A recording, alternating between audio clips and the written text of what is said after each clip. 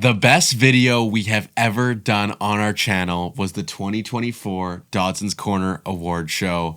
So, while it's still 11 months away from the 2025 award show, we can kick off award season by predicting who's going to win every single award in 2025, minus some things like pay-per-view of the year, fight night of the year, just because we don't know those cards. But we got 7 awards that we're predicting today. Fighter of the Year, Fight of the Year, Breakout Star of the Year, Worst Fighter of the Year, Rivalry of the Year, Prospect of the Year, and Comeback Fighter of the Year. Ooh, I'm excited. This was difficult, you know? It could be anyone. I really just wanted to go Islam Topuria every single fight. Really? Prospect, Ilia Topuria. So true. Comeback Fight of the Year, Ilia Topuria. He only got 2 KOs last year. It's only against 2 of the greatest fighters of all time. Should we start off with Fighter of the Year? That's the most prestigious. All right, for my Fight of the Year, I've switched up a little bit, you know. Originally, me and Dylan were on the same wavelength of a certain flyweight fighter being the Fighter of the Year. But Merab's too good. But now, I'm on the Merab hype train. Ooh. I went with Merab Dvalishvili for Fighter of the Year 2025, and here's my reasoning. He got the win over Umar Nurmagomedov. Huge win for his legacy. Like one of the best wins you could get in that division. Second fight, I think, is going to be O'Malley, a rematch. O'Malley said he's going to come back in like that May-ish area. Mm-hmm. Lines up perfectly for Merab. If Merab stays healthy, that's like a 4-ish month gap, and that would be perfect. So second title defense. Next, Pantoja. Pantoja will move up, getting to the end of the year. And again, another title defense. And I think that Merab is going to want to just set records and be as active as possible because he is getting older. So I went with a 4th title defense, possibly against Peter Yan. Holy cow. So it could be a massive year for Merab, and I think he's also willing to like take those pay-per-view spots where he's not the headliner. You know, he already did. So if we do have 4 fights, he's not going to headline a pay-per-view every 4 times. Yeah. So if he's going to be the co-main, 100%. There we go. All right, my Fighter of the Year for 2025, Islam Makhachev. He already started off his year strong. Big win over Money Moicano on that 4-fight win streak. You know, he really shut down one of the best up-and-comers in that lightweight division. Now we're heading to International Fight Week. This is where Islam's fighting either Justin Gaethje, Charles Oliveira, or Arman Tsarukyan. Whoever out of those 3 has proved themselves to be the true #1 contender. When is that June or July? It's June. Because how is Gaethje going to turn around March to June if they want to do that fight? April, May, June? That's going to be like Dustin Poirier all over again. Yeah, you figure it out, Justin. You want to fight for the title? So You want to fight for the title? You figure it out. So stupid. All right, then we're heading to Abu Dhabi in October. This is where we get potentially the highest skill fight in UFC history between Ilia Topuria and Islam Makhachev. And that's where Islam Makhachev beats Ilia Topuria. That's where you're wrong. You never know. That fight's literally 50-50. Such a hype fight. And I'm going with Islam. All right? That means wins over Money Moicano. We'll say Justin Gaethje. And Ilia Topuria, give me the money. All right. Interesting. Very possible. I wanted to pick someone new, though, because Makhachev's already won it. I think he won it in 2022, maybe. Or maybe that was Alex Pereira. I think it was 23. Yeah, it might have been 23. Yeah, I think you're right. So, yeah, who knows? Definitely possible. Anyone could win it. Literally any champion could win it. Let's move on to Fight of the Year. Another very difficult one because we have to predict a matchup and predict it's going to be a banger. So here's my reasoning. I want to pick a fight that was 5 rounds because that's more likely to go back and forth and, you know, more likely to have a finish. Now, lightweight, a lot of good matchups to make in that division. A lot of matchups we've seen before. But one matchup we haven't seen in lightweight is Max Holloway versus Charles Oliveira. Ooh. Max Holloway is going back-to-back Fight of the Years, 24-25, reigning champion. I forgot that he had that stupid 2024 Fight of the Year. Yeah. Oh, yeah. Terrible pick. He's going back-to-back. That terrible pick. The casual pick. Anyways, I think Max Holloway versus Charles Oliveira is going to be a great striking clinic on the feet. And then when it does go to the ground, it's going to be difficult for Charles to submit him. So I think it'll go longer. and we've seen Charles couldn't submit Michael Chandler. So if he can't submit Michael Chandler, who knows about Max Holloway? I just think this would be one of the biggest fan service fights of all time, and it's a guaranteed banger. You know, it's one of those guaranteed bangers. It has all the possibility to be the best fight. There's lightweight. I would put a lot of money that lightweight produces the fight of the year this year. Yeah. We have confirmed Gaethje versus Hooker. Yeah, I thought about that one. Yeah, I did too. We have, like you said, Charles versus a potential Gaethje. We have whatever Poirier does in his last fight. You know, we also have a fight like Arman versus Charles 2 in a 5-round fight, which very realistically could happen now. Yeah. And then you have my fight of the year. Oh, no. Paddy Pimblett versus Renato Moicano. Yeah. No, it's not. No, it's Islam Makhachev versus Ilia Topuria. Okay. I didn't want to double up, but I was like, I had to. You're double dipping. I am. little Makhachev dip. Okay. The reason I just don't think that Makhachev is gonna want to accept another challenger from featherweight. He's done with these small guys. I think, but at this point, Ilia, it's not like Volk. People are like tarnishing it. That first Volk fight is no one's like discrediting Islam. I don't know. I think people still do, which sucks. Well, it looks better on your resume, Volk or Justin Gaethje. True. All right, are we ready to move on to breakout star of the year? Yeah, I guess so. I have a pretty iconic pick for breakout star of the year. You know, you had to pick someone who's outside the rankings, obviously. And I think you have to pick someone who's going to go from outside the rankings to a top 15 ranked contender in their division. So it was kind of tough because I'm not picking Raul Rosas Jr. I'm not picking Mr. Chiwiwi. I'm not picking Peyton Talbot anymore. Like literally that Peyton Talbot fight ruined so many of my prospect picks. I just recycled him over and over again. So I went with my favorite prospect, Hung-Min Sun? Loner Kavanaugh. Oh, I thought you were gonna go with that Chinese No. guy. That wouldn't have been a bad pick. Wouldn't have been bad, but I think Loner Kavanaugh he's fighting again at a card coming up. Is he fighting at 312? He might be fighting at 312, I think. Or maybe even the Saudi fight night coming up here. Anyways, the dude is taking fights left and right. He is probably the biggest talent outside the rankings in flyweight. He just has a sick name, you know? Yeah. So I think he's going to be the breakout star of the year. Goes from his second UFC fight at the beginning of 2025 to a top 15 ranked fighter. That's a breakout performance. All right, my breakout star of the year. Someone that I actually haven't really been on their bandwagon that much, but after further research, I'm on it. All right. Joel Alvarez. You know, he's sitting in that 16th spot right now in lightweight. He is. You know, he could realistically fight 2 or 3 times this year. Jumps up, go fight BSD. You know, from there, goes and fights one of those middle guys, a Fiziev. You know, one of those guys. He's like 7th ranked lightweight at that point, and then a couple retirements, 5th ranked lightweight. Or a Chandler fight. That'd be huge. And I think that because he's a little bit older, he is actually pretty good. You know, he's good enough to fight inside those rankings. You know, he might be pound for pound the best fighter not inside of the UFC rankings right now. He's also he's not like one of those 7-0 prospects. No, he's like 22-3. Yeah, which is crazy with 22 finishes. Yeah, it's kind of like Yuri Prohaska. You know, he joined the UFC when he had 30 fights already, almost, and then by his 3rd fight, he was pretty much fighting for the title. I think. Yeah, like Joel Alvarez is legit. Yeah, and I think that maybe he broke out a little bit last year. Yeah, but he wasn't like I'm projecting like a Diego Lopez kind of run, you know, like that's the kind of breakout. Not a guy like Carlos Prates where like unranked to like 13th. Like I'm talking about like good, but to great. Yeah, I like that. That's a very fair pick.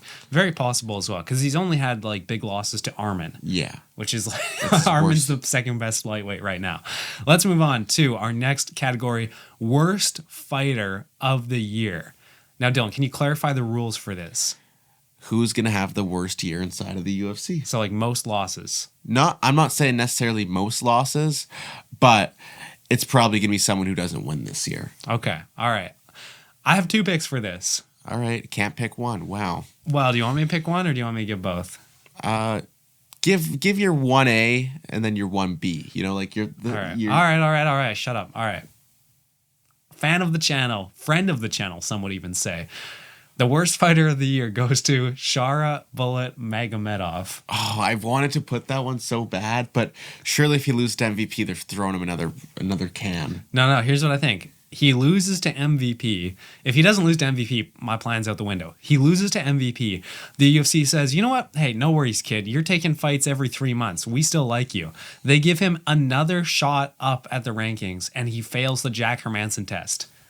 How likely? Come on. Tell me that's not going to happen. Yeah, I could see that. It's either the Jack Hermanson or Paulo Costa fraud check. If Shara gets a unanimous decision against Paulo Costa, it means he should be fighting for the belt. Well, he can beat Strickland, yeah. Yeah. So Shara has 2 losses this year? Yeah, well, I just think he's had too good of a 2024.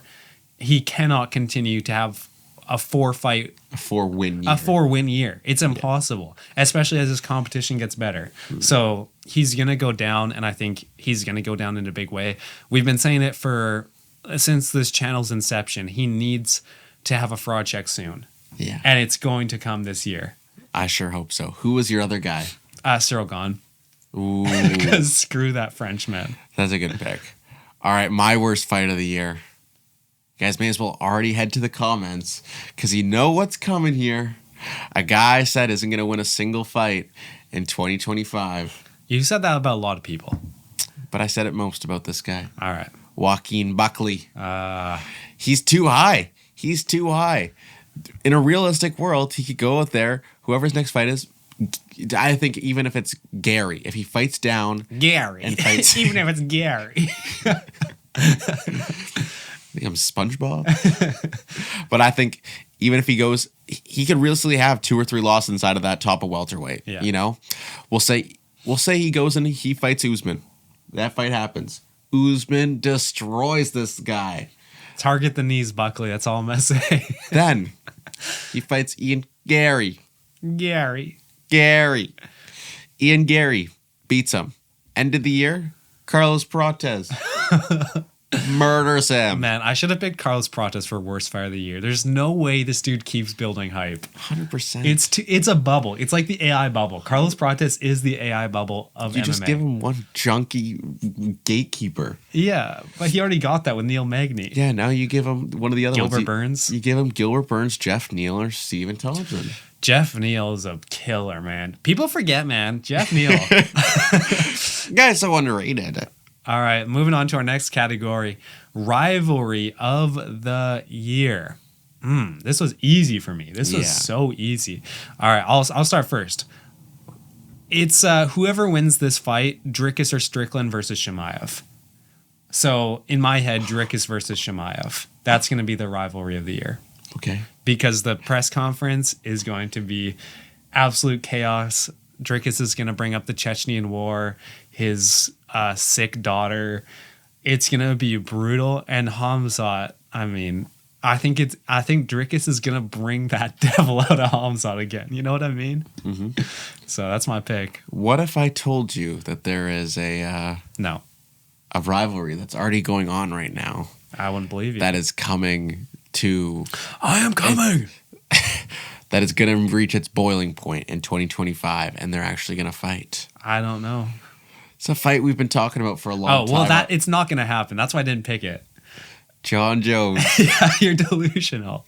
Versus Tom Aspinall. Yeah, that's why I didn't pick it. It's happening. It's not happening. If it wouldn't still be talked about, we would not still have Tom Aspinall as interim champion if Jones wasn't going to fight. Yeah, I think that if this fight actually does happen, I don't see how you could have a better rivalry. Yeah, no, that would be the best rivalry. I just don't it's just such a 50-50 if it's going to happen or not, you know? So, but I like it. It would be by far the best rivalry. It already is. It was the rivalry of 2024. Exactly. Let's be honest. And the fight didn't even happen.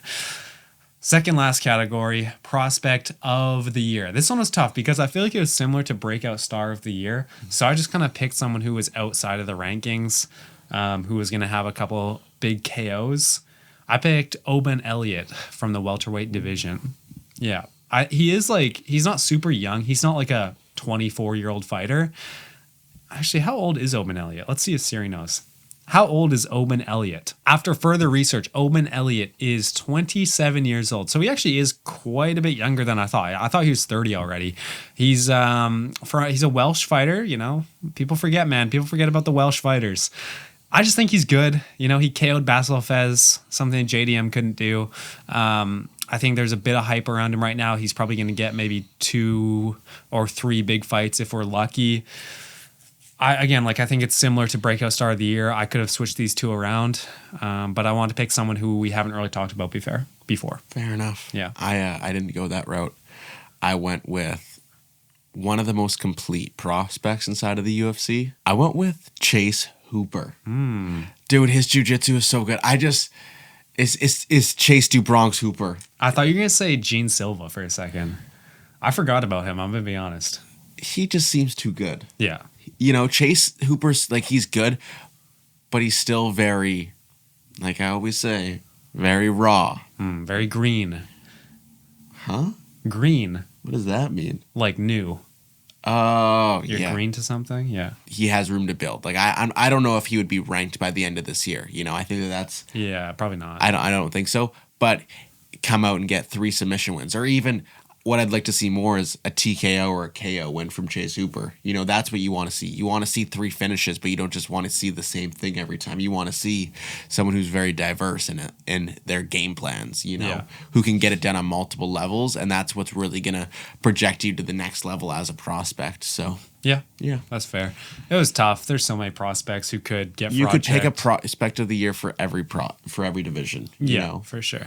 All right, moving on to our last category, we have comeback fighter of the year. This one was difficult because there's been a few people who have had really bad 2024s. We've talked about them before on the channel, and I think they do have the possibility to come back. But the biggest comeback is going to be from my boy Steve Erceg. Ooh, okay. I like that. 2 losses in 2024.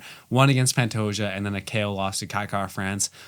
He's ranked about number 9 in the flyweight division. So I just think he's due for a spell of good luck. I feel so bad for him. It feels like he's just gotten super unlucky in some of his fights. And I'm really rooting for him to come back this year in a big way and move up to like a top 5 ranked spot. 100%. I like that pick. I actually forgot about Steve. So yeah. Sorry, Steve. Whereas for me, I went with a fighter. They only lost 1 fight inside of 2024. But they didn't look their best. Peyton Talbot. No, he's 2025. Umar. No. Umar. 2024. I'm trying to steal your thunder. Well, you're saying the wrong year. Oh, yeah, they both fought in 2025. All right. I'm cooked. This fighter, their next fight, their main event in a fight night. Tai Tuivasa. You got it. Actually? Yeah. Sorry. No, it's not. Okay. Their main event in a fight night against someone who has no business being in the ring with one of the best fighters of all time. Then we head to the summer where this up-and-coming Brazilian kid who doesn't know how to play defense is going to be the next man to take on. I knew it. This middleweight legend. And guess what? The lack of defense affects him, and the student doesn't beat the teacher. You know, the youngin doesn't beat the veteran. I am sick of picking the young guy in a fight because they suck. They suck. So true. It's veterans all day. At the end of 2024. Can you get to the point? I'm so bored. No, you're not. I'm so bored, This is dude. building up. No, this build-up has died. It died 2 minutes ago. Do you think they know who it is?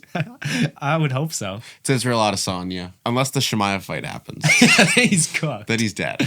Yeah. But as long as it doesn't happen, we're okay. No, I think that's very valid. It's hard to have a worse 2024. He only had the 1 fight, but it was just like a bad year. You know, he just got cooked. He cried. Was it? Oh, yeah. Did he only? Yeah, because he came back after that layoff. Yeah, you're right. Yeah, because I think he fought Strickland at like 294. Yeah, that was early. That was quite early for sure. But that's going to wrap it up for us today. I need everyone to go down to the comments and let us know who you think would win every single award that we talked about today. While you're down there, make sure you guys are liking and subscribing. We appreciate all the love, and we'll see you guys next time. Peace. See ya.